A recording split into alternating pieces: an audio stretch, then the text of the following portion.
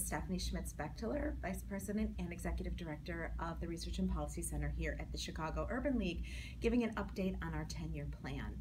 So part of the strategy behind the 10-year plan is stabilizing African American communities on the south and the west sides.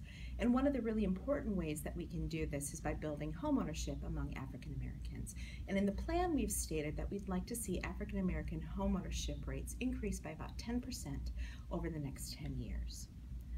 Owning a home is very important both for the individual families and for the communities. Owning a home helps the communities by building a stronger tax base. When we have a stronger tax base, we are better able to fund and support community resources like parks, schools, and other neighborhood centers that are important for the health and well-being of the residents. It's also, though, very important for families and individuals as well, because it is one of the main ways in which we can build intergenerational wealth. So as that property moves from family member to family member, that wealth is built over time. But unfortunately, there are a number of barriers that stand in place for the African American home buyer, and this comes to when it comes to purchasing homes. And this can be things like a lower credit rating. It can be things like lack of savings or collateral to purchase the home. It can also be issues around steady employment or the level of income that a family has to be able to purchase a home and to be competitive on the lending market.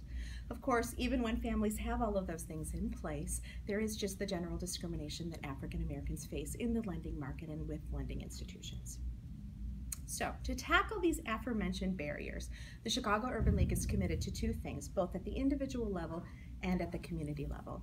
At the individual level, we think it's very important that there are programs and services in place to help African American individuals and families build up the resources that they need to be able to be competitive for loans. So that's building up credit, building up savings, and becoming more financially literate. But at the community level and at the institutional level, it's also important that we work with financial institutions and lenders to ensure that the lending market is fair and that there's an equitable process and system in place for African Americans to access mortgages and mortgage products.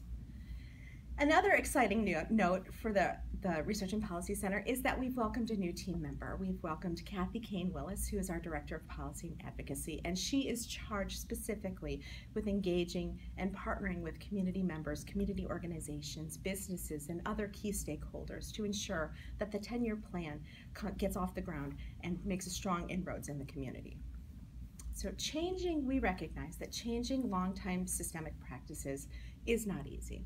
It will not be easy, but it's one of the many reasons that the League exists. So we will continue to take steps on this 10-year plan and in all the work that we do to inspire change and make this change possible.